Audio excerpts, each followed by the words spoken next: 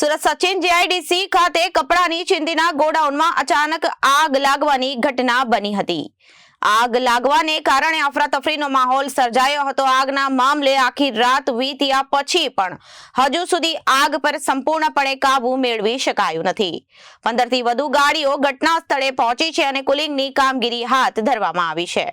Sachin GIDC ખાતે કપડાની ચીંધીના ગોડાઉનમાં અચાનક આગ લાગવાની ઘટના બની હતી।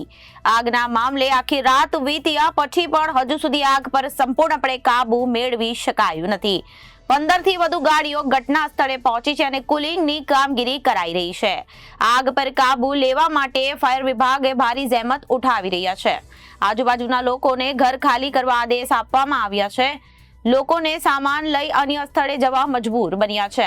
અત્યાર સુધી આ આગમાં અસંખ્ય ઝૂંપડાઓ બળીને ખાક થઈ ગયા છે। અત્યાર સુધી આ આગમાં કોઈને જાનહાનિ થવાના સમાચાર સામે આવ્યા નથી। Bureau report Janadesh news Surat.